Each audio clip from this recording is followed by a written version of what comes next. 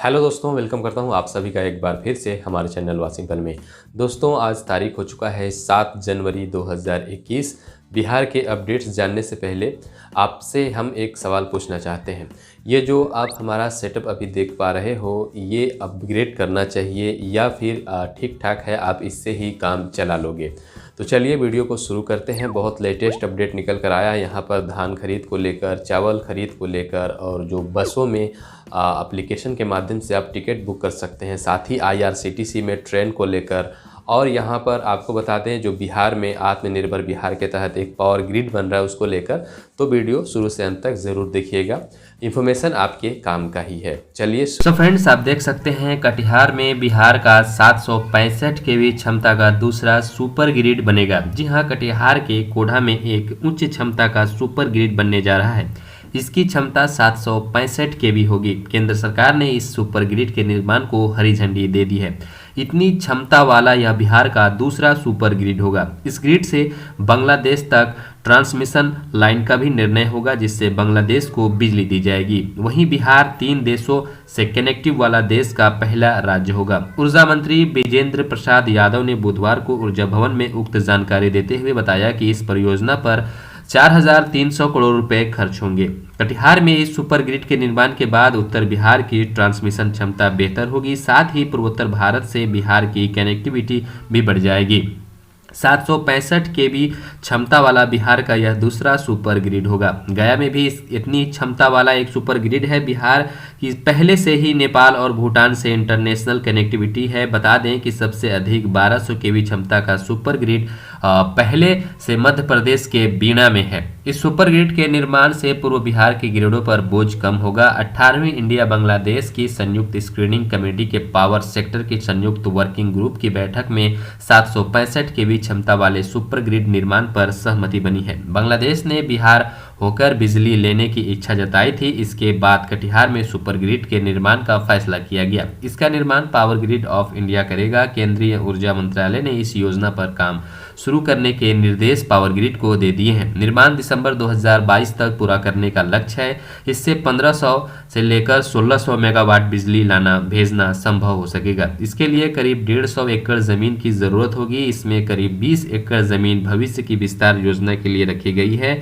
बांग्लादेश की सीमा भी यहां से निकट है। ऊर्जा मंत्री श्री यादव ने बताया कि 765 केवी के सुपर ग्रिड परिसर में अतिरिक्त जमीन रखी जाएगी। वहां 440 केवी क्षमता का ग्रिड भी बनेगा। बांग्लादेश को मिलेगा 800 मेगावाट बिजली। इस सुपर ग्रिड के जरिए बांग्लादेश को फिलहाल 800 मेगावाट बिजली दिए जाने की योजना है। कटिहार सुपर ग्रिड से इसके लिए 415 किलोमीटर लंबी ट्रांसमिशन लाइन का निर्माण होगा। इसकी कनेक्टिविटी 2 अलग अलग ट्रांसमिशन लाइन के माध्यम से कटिहार के साथ असम के बोरनगर से भी होगी। ऊर्जा मंत्री श्री यादव ने कटिहार सुपर ग्रिड के लिए केंद्रीय ऊर्जा राज्य मंत्री RK सिंह और प्रधानमंत्री के सलाहकार PK सिन्हा को धन्यवाद दिया।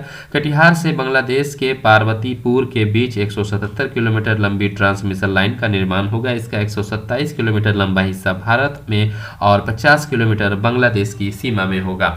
ये अच्छी खबर है, लेकिन आपको बता दें, यहाँ पर जो आत्मनिर्भर बिहार की बात बताई जा रही है, तो यहाँ पर जितने भी बिहार ग्रिड हो, चाहे अपने औरंगाबाद जिले में ही है, लेकिन बिहार वासियों को काम नहीं मिलता है। इस पर भी हमने लगातार आवाज़ उठाने का काम किया है। बाहर के प्रदेशों से लोग आकर अपने बिहार में काम करते हैं और बिहार वासी यहाँ से बाहर भटकते हैं अपने काम को ढूंढने के लिए। तो इस पर भी सरकार को जोर देना चाहिए, ध्यान देना चाहिए कि जो भी वो बिहार में चाहे फैक्ट्री लाए, चाहे कंपनी लाए, चाहे जो भी लाए, इससे सबसे पहले जो है बिहार वासियों को यहाँ पर रोजगार मिलना चाहिए, ताकि वो उनकी जो है आर्थिक स्थिति के सुधार हो सके और अपने बाल बच्चों का जो है पालन पोषण कर सके और उनको कमाने के लिए बाहर ना जाना पड़े। आपकी क्या राय है? नीचे विचार आप ज़रूर कमेंट में छोड़ डालिएगा।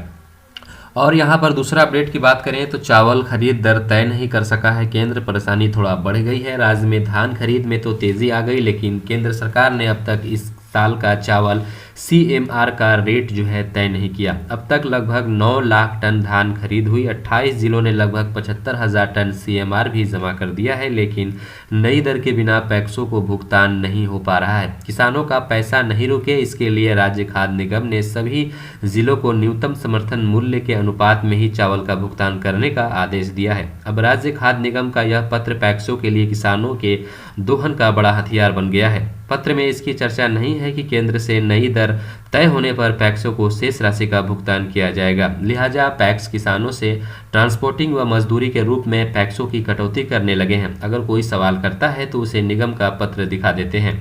किसान भी माने जाते हैं। पैक्सों को केवल किसानों को भुगतान के लिए पैसा मिला है, नई दर तय नहीं होने से पैक्सों को भी परेशान है और समय पर पैसा नहीं मिला तो अधिक सूद का भुगतान करना होगा। हालांकि सरकार ने इस साल 2 महीने का सूद देने का फैसला किया है। निगम ने अपने पत्र में कहा है कि सभी जिला प्रबंधक अरवा चावल के लिए 2,788 रुपये प्रति क्विंटल व उसना के लिए 2,747 रुपये प्रति क्विंटल की दर से भुगतान करें। यह राशि किसानों को दिए जाने वाले 1,868 रुपये प्रति क्विंटल के बराबर ही है। एक क्विंटल धान में लगभग 67 किलो चावल निकलता है। हालांकि ऐसा नहीं है कि पैक्सों को उनका कमीशन और बोरा मजदूरी और परिवहन का पैसा नहीं मिलेगा, लेकिन जब तक इसकी दर तय होगी तब तक पैक्स किसानों को लूट लिए रहे होंगे। चलिए अगला जो नेक्स्ट अपडेट निकल कर आ रहा है आपको बता दें। लक्ष्य तो 1.5 गुना हो गया पहले से बढ़ाकर, लेकिन 2 माह पहले ही अब धान की खरीद बंद हो जाएगी। किसान काफ़ी परेशान है और परेशानी वाला न्यूज़ भी है। आपको बता दें धान खरीद को लेकर सरकार के ताज़ा निर्णय से किसान चकित हैं। सरकार ने खरीद का लक्ष्य बढ़ाकर जो है 1.5 गुना किया। अभियान तेज हुआ, एलपीसी व निबंधन सहित कई छूट भी दिए गए, लेकिन जनवरी में ही खरीद का रिकॉर्ड बना और किसानों का धान तैयार हुआ तो सरकार का जो धान खरीद का समय है वो 2 माह कम कर दिया गया। यानी किसान पूर्व में घोषित 31 मार्च की जगह अब 31 जनवरी तक ही धान की सरकारी खरीद होगी। धान में शुरू में नमी काफ़ी रहती है। सरकार 17% तक नमी वाला धान ही खरीदता है। लिहाजा जनवरी के बाद धान की खरीद अधिक होती है। उस समय तक धान से जो नमी है वो कम हो जाती है। हर साल सरकार नमी में 2% का छूट भी देती है। इस बार उस लाभ से भी किसान वंचित हो गए। लिहाजा 45 लाख टन धान खरीदने का लक्ष्य पूरा होने पर संशय है। पिछले सालों का रिकॉर्ड भी देखें तो जितने भी धान की खरीद हुई उसका 2/3 से ज़्यादा हिस्सा जनवरी के बाद ही क्रय केंद्रों पर आया। पिछले साल 20 लाख टन धान खरीद हुई, लगभग 17 लाख धान की खरीद जनवरी के बाद ही हुई। उसके पूर्व लगभग 16 लाख धान की खरीद हुई तो 31 जनवरी तक मात्र 2.5 लाख टन धान की ही खरीद हुई। आपको बता दें इस साल अभियान तेज हुआ। सहकारिता सचिव वंदन प्रेयसी ने खरीद अभियान को लेकर चुस्ती दिखाई तो जनवरी के आरंभ में ही खरीद का आंकड़ा 9 लाख टन के आसपास पहुंच गया। पहली बार लगा कि सरकार लक्ष्य पूरा कर लेगी, पर तब तक अभियान को संक्षिप्त करने की घोषणा हो गई। खरीद अभियान को संक्षिप्त करने का संकेत शुरू में ही सहकारिता मंत्री अमरिंदर प्रताप सिंह ने दे दिया था। तब कहा था कि हमारा लक्ष्य है कि 15 फरवरी तक धान खरीद लेना है, पर तब सवालों के जवाब में उन्होंने यह भी कहा था कि यह लक्ष्य है पर धान खरीद 31 मार्च तक चलेगा। अब खाद्य उपभोक्ता संरक्षण विभाग ने बाजाप्ता नोटिस निकालकर किसानों से 31 जनवरी तक ही धान बेचने की अपील की है, तो किसानों के लिए ये बड़ी बुरी खबर है भैया। चलिए अगला और नेक्स्ट अपडेट की बात करें तो यहाँ पर आप देख सकते हैं ट्रेन में बर्थ है या नहीं अब ट्विटर और फेसबुक पर भी पता चल पाएगा। जी हाँ, पूर्व मध्य रेलवे से चलने वाली ट्रेनों में आरक्षण के लिए सीट उपलब्ध है या नहीं इसकी जानकारी ट्विटर और फेसबुक से भी आपको मिल सकती है। पूर्व मध्य रेल अपनी ट्विटर और फेसबुक अकाउंट पर ट्रेनों में सीट उपलब्धता को लेकर लगातार अपडेट कर रहा है। इस अकाउंट पर एक साथ कई ट्रेनें में सीट उपलब्धता की जानकारी यात्रियों को मिल जा रही है। इसके लिए लोगों को फेसबुक अथवा ट्विटर अकाउंट पर ECR यानी पूर्व मध्य रेल हाजीपुर को फॉलो करना होगा। यही नहीं, ट्रेनों के शुरू किए जाने की जानकारी भी इस ट्विटर फेसबुक अकाउंट पर मिल जा रही है। पूर्व मध्य रेल के CPRO राजेश कुमार ने बताया कि इस तरह की जानकारी के लिए यात्रियों को ट्विटर अथवा फेसबुक अकाउंट से जुड़ना होगा। उसके बाद ही सारी अद्यतन जानकारी उन्हें सोशल साइट पर मिलती रहेगी।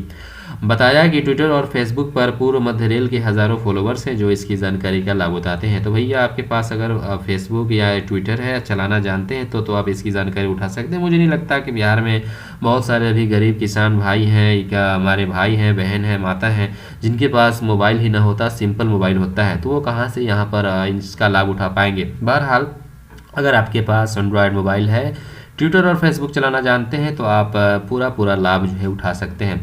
अब यहाँ पर नेक्स्ट और अगला अपडेट निकल कर आ रहा है। कोरोना काल में रद्द ट्रेनों के टिकट रिफंड की अवधि जो है 3 महीने बढ़ा दी गई है। कोरोना काल में रद्द हुए नियमित ट्रेनों के लिए रिफंड राशि लेने की अवधि 3 महीने और बढ़ा दी गई है। अब लोग 6 महीने के बजाय 9 महीने तक अपना राशि ले सकते हैं। पूर्व मध्य रेल के CPRO राजेश कुमार ने बताया कि यात्रियों की सुविधा के लिए अवधि विस्तार किया गया है। उन्होंने बताया कि इससे PRS काउंटर से टिकट लेने वाले लोगों को राहत मिलेगी जो अब तक अपनी टिकट राशि रिफंड नहीं ले पाए हैं। 21 मार्च से 31 सितंबर तक की टिकट लेने वाले यात्रियों को इसका लाभ मिलेगा। उन्होंने बताया कि टिकट की राशि स्वतः अकाउंट में वापस हो जाएगी। IRCTC की वेबसाइट और 139 नंबर पर भी संपर्क जरूरी जानकारी बताकर टिकट को रद्द कराकर राशि ली जा सकती है। चलिए अगला और नेक्स्ट अपडेट की बात करें तो यहाँ पर आप देख सकते हैं सरकारी बसों में अब चलो ऐप से टिकट बुक हो सकता है। जी हाँ, बिहार राज्य पथ परिवहन निगम की बसों में अब यात्रियों को तमाम नई सुविधाएं मिलेगी। ऑनलाइन टिकट बुकिंग के साथ ही GPS भी लगाई गई है ताकि लोगों बसों की लोकेशन की जानकारी भी ले सकें। यही नहीं, यात्रियों को कैशलेस टिकट बुकिंग के लिए कार्ड की सुविधा भी मिलेगी। पहले चरण में इसे पटना नगर निगम क्षेत्र में संचालित बसों में दिया जाएगा। बुधवार को परिवहन भवन में यह जानकारी निगम के प्रशासक श्याम किशोर ने पथ परिवहन निगम और चलो संस्था के बीच हुए इकरारनामे के दौरान दी। उन्होंने बताया कि डिजिटल बिहार के लक्ष्य को पाने के लिए चलो मोबाइल ऐप की मदद ली जा रही है। तो भैया ये अच्छी खबर है, आपको बता दें।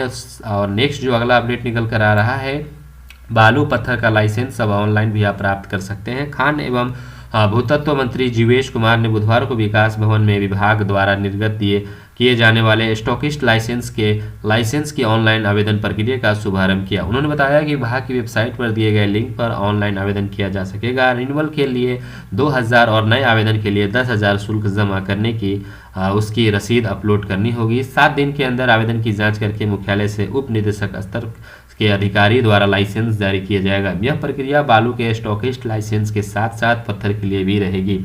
तो ये थे कुछ आज के लेटेस्ट अपडेट। और ये जो आप यहाँ पर देख पा रहे हो, ये वेबसाइट कृषि सहकारिता और किसान कल्याण विभाग, इसके बारे में आप जानते हैं या फिर नहीं जानते। अगर नहीं जानते, इस पर एक पार्टिकुलर वीडियो बनाना चाहते हैं तो नीचे कमेंट आप ज़रूर कर सकते हैं। आशा करते हैं, उम्मीद करते हैं आज का छोटा सा अपडेट आपको पसंद आया होगा। लाइक करिए वीडियोस को, हमारे चैनल को सब्सक्राइब कर बेल आइकन प्रेस कर दीजिए ऐसे इंटरेस्टिंग वीडियोस देखने के लिए। मिलते हैं नेक्स्ट वीडियो में एक और किसी फ्रेश टॉपिक के साथ। तब तक के लिए विदा दीजिए। Take care and bye bye.